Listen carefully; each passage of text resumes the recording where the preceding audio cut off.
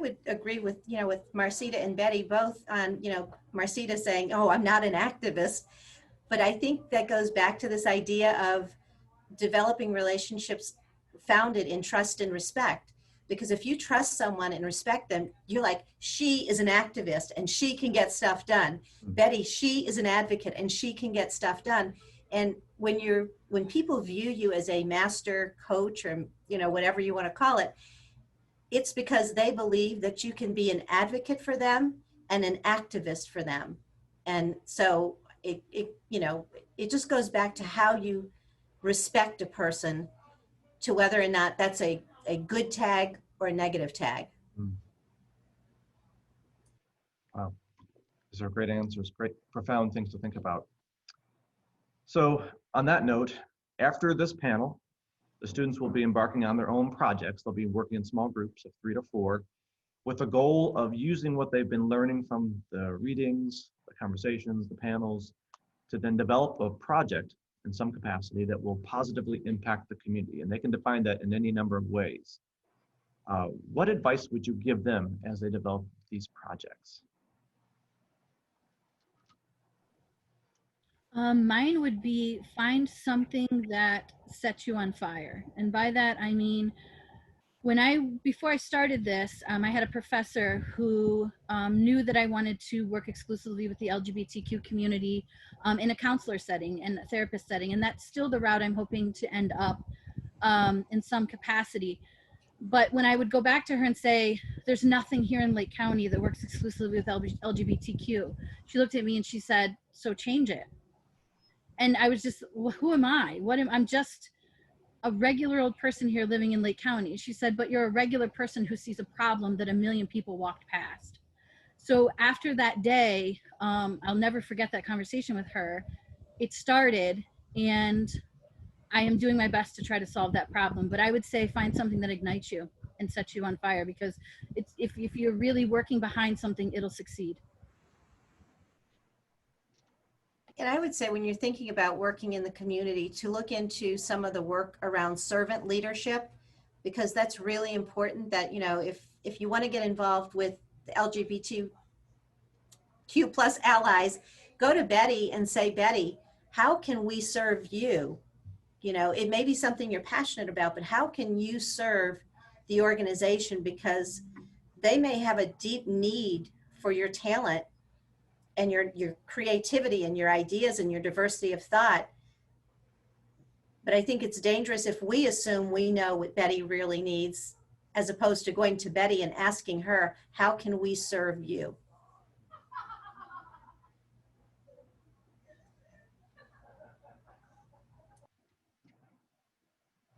Right. I didn't realize I was on mute, sorry. Oh, that's fine. I do a lot of time. So I would say, one, build a great team. Like, if obviously this is teamwork, get to know each other, like take one night and just go and get to know each other. Like, that's important, because you need to know who you're working with and where their passions lie. Because obviously, like, Betty said it, you want to ignite yourself. You want to work within your passion, because it doesn't feel like work. I come to work every day and it's starting to feel like work now. But before, for the first 2 years, it didn't feel like work. It felt like I was just saving the world, because that's what I want to do. And so third, I would say ask questions. If you want to be in a particular field, don't hesitate to reach out to somebody. Who cares if they're the CEO of whatever company? Send them an email. Do it. And then last, I would say go big, man.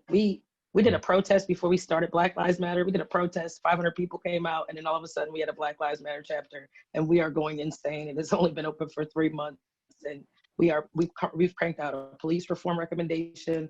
We have Black Minds Matter starting in October, which is a whole speaker series on Black mental health. We did a book bag drive. We have education reform documentation going out into the community. We're meeting with the state of Ohio police force next week. We have so many things going on in the community, and not only just on local level, but state level. I mean, we've gotten all of the use of force policies and the budgets for every law enforcement agency, which is 18 in the state, the county. We're going to start a coffee with cops so that we can break down these barriers in communities of color. And so, like, just go big. Who cares? And if you fail, Try it again. Mhm. Yeah, you learn a lot by failing, don't you? And if you don't ever move outside your comfort zone, then you're not going to fail, but then you're not going to learn anything at the same time. So that's really important. I like that. Failing forward, that's really good advice. So I'm going to pick and choose a few questions here because I want to be mindful of time. And I know some of your responses have already addressed some of these things. So and if there's more questions, please go ahead and type them into the chat, and I will try to get to as many of these as we can in the next 5 to 10 minutes.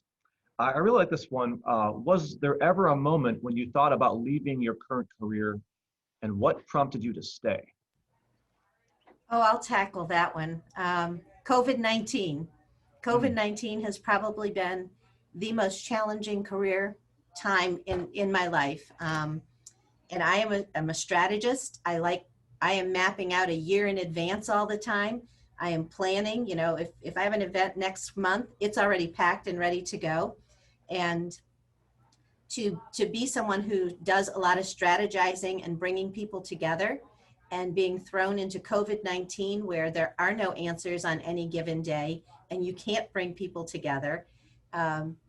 It just, it, it took everything that fuels me out of my life. Mm.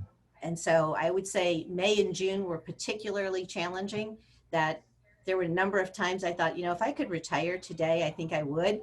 But the other thing is I wouldn't, because my passion for Leadership Lake County is 25 years deep, and I'm not leaving until it's definitely better than when I got it. Mm. So I think to leave in the middle of this would have been giving up something that I've put a lot of years of passion into. Thank you. If I could throw some in there real quick, I would say so we became an official 501c3 nonprofit May 2019. I've probably thrown in the towel 20 times Mm. and cried and all of those good things. It's hard. I'm a one-woman band. I do everything myself. And as much as I say that Lake County is awesome and welcoming, it didn't start out so great. I had to work to network, to build those relationships. And LGBTQ is controversial, unfortunately. So not everybody wants to be a part of being known as part of the organization or affiliated with the organization or things like that. So it's still a sticky situation. There's a lot of stuff I don't get invited to or included in. And I know that, and that's okay. I'm hoping that it grows. But again, I will go back to what my answer has been from the beginning. I don't have a choice but to do this, because if I don't, lives could be lost. And I don't think that's okay. It means too much to try to save people. Thank you. Mhm. I could echo off Betty. I can say that I get invited to things just because I'm Black, and it's frustrating. Being a token, it has its benefits, but I'm tired of putting more things on my plate that isn't actually addressing the problem. If we are not going to address the problem, I'm not doing it. I can say currently I'm in a career change. I have a great career, but I was sitting at the table one day advocating for a kid not to go to prison. And I realized that really isn't even part of my job. My job is to actually talk about the process for them to go.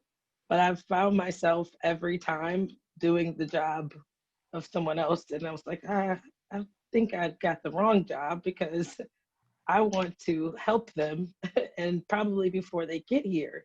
And every time, like, and it's weird because at first you would see our judges looking at me like, you're supposed to talk about transportation and orientation and DYS and how this works. But every time you're looking at the mitigating circumstances and you have all this information that the social worker isn't talking about. And I was just like, this isn't the career that I'm supposed to be in. I'm supposed to be the advocate, the activist. And then when I fell into BLM, being a Black woman, it's a passion. It affects me. It affects my children. It affects my friends. Even my white friends. And like, I have lots of white friends. It affects them. How uncomfortable. I had to, put a shout out to Ryan Gilchristen. How beat up does he get by advocating for my Black skin? So when I just I think that once you find what you love, it makes you, every day I come here, I'm like, can't wait to get these 8 hours done so I can go home and do 3 hours off the clock to help push BLM. So I think that it's, you know, when you find what you love to do, it is an amazing thing. So we have a lot of questions coming in, but some of them are kind of duplicative of what we've been talking about. Well, and if I can maybe Go ahead, please. mention too, Sure. Marcita was talking about, you know, she's working 8 hours to do the 3, and Betty, you know, referred back to May of 2019 when she first got her 501c3. I know when I started at Leadership Lake County 9.5 years ago, I kept $1 in a binder just to say we'd have $1 at the end of the year. If you choose to go into nonprofit work, you have to know there's going to be some lonely days and some hungry days. And you have to have serious passion for the work to come through it on the other side. So for me, it's very exciting to be here today with Betty and see her, you know, 1.5 years later with a whole different frame of mind than when we first talked almost 2 years ago about that. So yeah, it's pretty, you got to be ready for some lean times to get what you want. I appreciate that, Jesse, because Jesse is one of the first people I reached out to, and I had that conversation, those scared conversations of, you know, can I do this? Will Lake County accept me? And she only had positive things to say and push forward on. So that's awesome to hear a leader of Lake County to say that. So thank you. So we're about at time, and I feel like we could keep this conversation going for quite some time still, but I really appreciate the panelists. Hopefully there's a lot there for students to learn from all of you, and I just felt like there's a lot of ignition moments and points, and I really appreciate the transparency and the honesty, and just letting students know it's not always going to be easy, and you really need to follow your passion. If this is something you feel strongly about, then you need to be able to push through those barriers, push through the tough times and the failures, and make it something special. So thank you all very, very much. I really appreciate your time this afternoon, and thanks everyone, and looking forward to these projects and seeing what you can do with all of this. Thanks everyone. Thank you. Thank you. Have a great night. Bye. Bye-bye. Thank you. Bye-bye.